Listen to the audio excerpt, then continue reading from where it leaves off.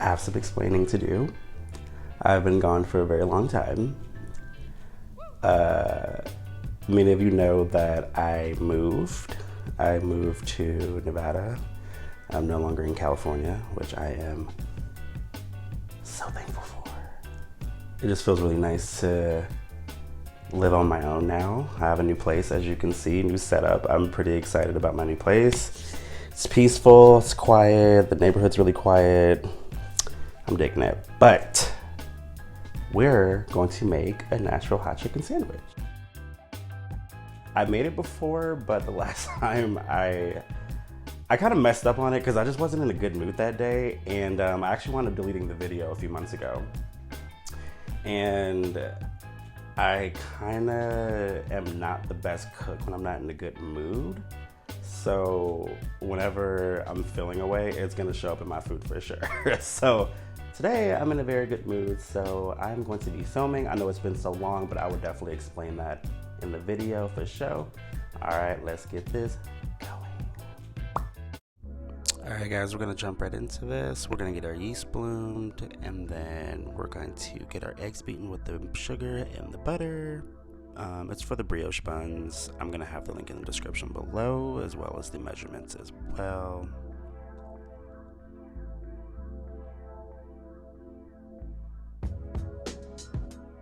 And then you just want to add your flour as you go. I started off with 4 cups, and then I just gradually added it as I needed it.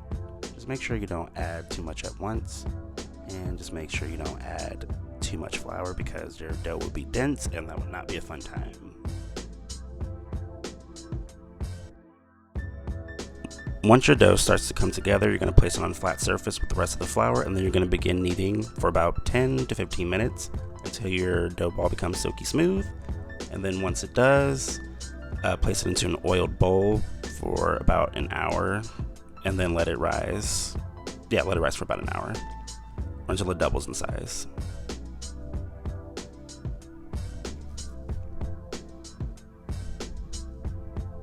And now we're gonna do our Nashville seasoning. I made my own habanero powder and my own fresno chili powder. You do not have to do that at all, but I do recommend it because it was really good and it was really spicy. And then I also sifted this seasoning because it was kind of clumpy, but you totally don't have to do that. If you like it chunky, go right ahead. And then I just place it into one of my little seasoning bottles. And then now we're gonna do our chicken sauce. So I use my Cane's recipe that I will link in the description below. I made it before, but the only difference is I use my pickle juice from my homemade pickles. It was really good. And then also let it rest for at least 10 to 15 minutes before you use it. That way all the flavors can just come together. And then with this slaw, I'm using purple cabbage, cilantro, and carrots. As far as the ingredients, just make sure that you're using little by little, add as you go.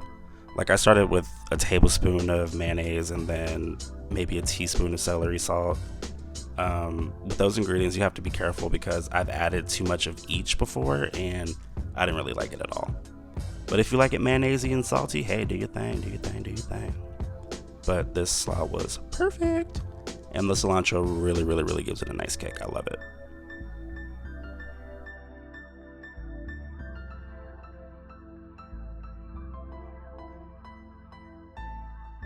Once your dough doubles in size, you're going to beat it like it owes you money, and then you're going to start slicing your little dough balls. So basically, you're going to make sure it's 3.5 ounces, nothing more, nothing less. And then you're going to take all the corners and then place it into the center, and then you're going to roll until it's a smooth little ball. Make sure that the bottom is completely closed. I made this mistake before, and yeah, it wasn't a fun time. And then you're just going to repeat the process.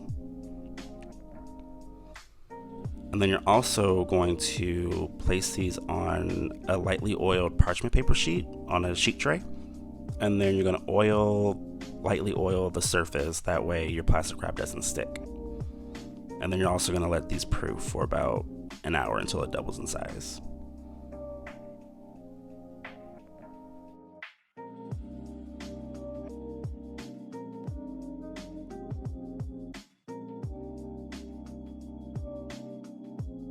And once your buns are doubled in size, you're going to brush them with an egg wash. So I use an egg yolk and a splash of water, that's it. It's all you need. This is for a golden brown crust, like a little shiny one. It's really nice. I love it. And then I also sprinkled some oregano in there prior to baking. You don't have to do that, but I recommend it because it gives it a nice flavor. And then look at these bad boys. I was really proud of these buns, guys. They were really good. I haven't made buns in so long. And then I just immediately brushed them with butter, and then I just let them rest.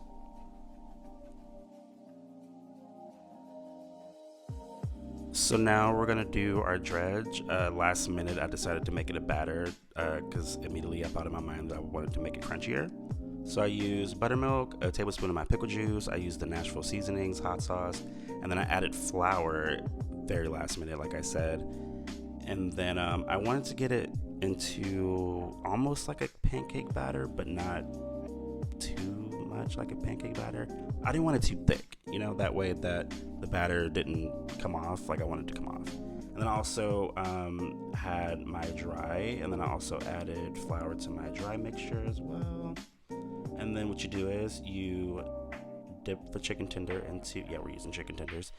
Dip that into the flour, dump off the excess, and then place it into the batter. See how silky smooth that batter is? Oh my goodness, it was just so marvelous. And then you place it right back into the dry, and then you're gonna squeeze until the flour is compact on that chicken tender. And then you're gonna place it on a wire rack and let it rest for about 10 minutes. That way it can come to room temperature, it can cook easily, and then also the batter, the dredge, whatever you want to call it, it'll stick to the chicken as well.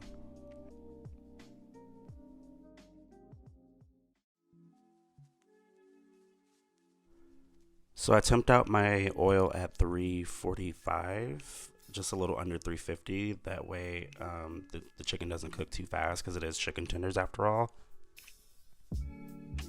And then after they're done, you're gonna take some of the oil, put it into a bowl, and then you're gonna add your Nashville seasonings in there, and then you're gonna do a quick dip. And then you didn't see this, my camera had cut off, but after I dipped the chicken into the Nashville oil, I sprinkled the Nashville seasonings on the chicken as well. Make sure you don't leave your chicken inside of that oil because it'll continue to cook because it's still hot. As you can see, the stove is still on, so it's really, really hot. Just don't do that.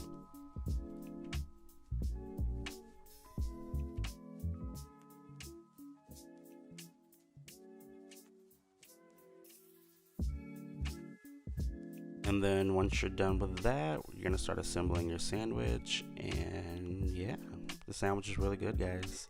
Like I said, I will have everything linked in the description below. Feels good to be back. I hope you guys enjoy. All right, guys, we did it. We made it through. Do you see this goddamn sandwich? Whew.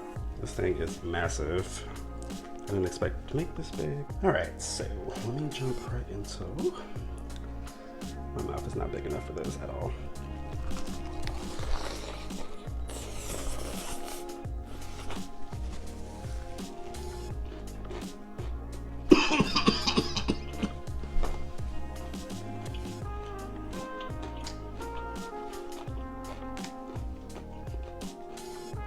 Whoa. This is a lot spicier than I expected it to be. But then again, I did the habanero powder with the Fresno chili powder that I made. And actually it's perfect. It's really good. Mm-hmm. Yeah. Mm-hmm.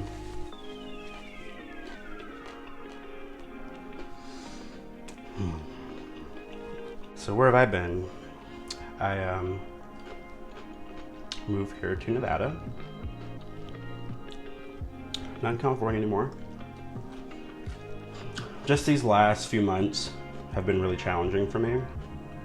I'm sure probably some of you know, but I am single now. My ex and I are no longer together. And we ended on really good terms. It just, you know, we were just in, well, we still are just in two different places in our lives. And it ultimately had an effect on our relationship. So we decided that maybe we should just end it.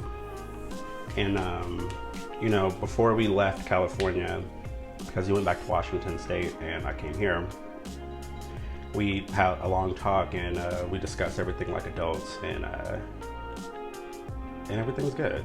You know, we still talk every other day, like we're still really good friends. We've known each other for almost a decade, so that's just not something you can just, you can't just throw something away like that.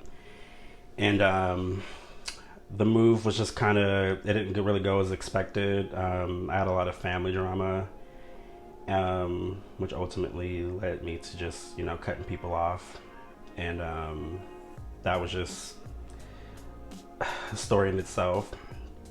And then just the whole pandemic and everything, and just the move, and then me having to go back and forth to California to like get my things, because like half of my stuff was here and the other half wasn't. So it was just exhausting, and it has been exhausting. And I got the rest of my belongings recently, so that was pretty good. And then because I went to California recently to film something for my cousin for her salon here, and then I also filmed a little something for myself. Let me just show you really fast.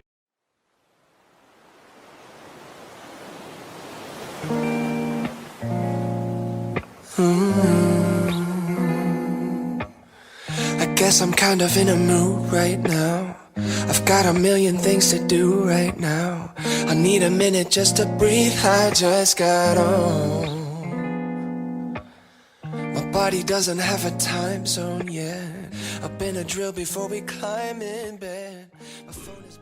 And then I came back with the rest of my things. And another reason why I left California is I could have stayed there, but I knew I didn't want to be there because I wasn't happy. I haven't been happy there in such a long time, and I felt that it was no longer serving me any purpose at all.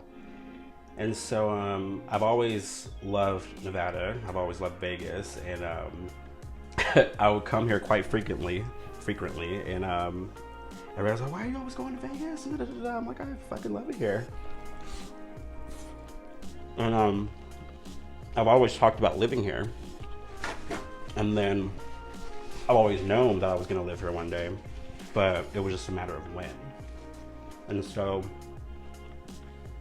everything last year happened so quickly and so abruptly that everything was just leading for me to move here. And I feel like I'm here for a reason, and I'm a lot happier here. I live alone. My neighborhood's really quiet. It's not crazy as hell like LA is, and I'm just thankful that I'm here, and I'm thankful that I'm still standing. And regardless of how hard these last few months have been, I still came out on the other side of the obstacle, because that can make or break someone, and I didn't let it break me, and so I'm here still standing and persevering, if you will. But yeah, that's where I've been. I'm back now. I can finally upload a little bit more consistently. I just been taking the time to kind of just get to know me again. And you know, breakups are hard. They're not easy. I'm over the breakup now, but at the beginning I wasn't. It was really, really tough. But now that I'm on my own, and now that I'm able to think clearly, I'm able to focus on myself and refocus what the main goal is. And you know, for a long time I lost myself, you know, and I didn't know who I was at the moment or at the time. And so now I'm just regaining who I was and the person that I used to be. That hustler, go-getter, you know what I'm saying? So this shit is spicy as hell. It's so good. But that's what's going on in my life. That's what's been going on in my life. And thank you guys again for being so supportive and understanding. And I appreciate all of you. I really do. Now, back to the sandwich that has been deconstructed. This was really good. You don't have to do the habanero powder and the Fresno chilies. I just wanted to be extra. I have a dehydrator over here, and so I wanted to see what it'd be like to have my own habanero powder, so I just made it.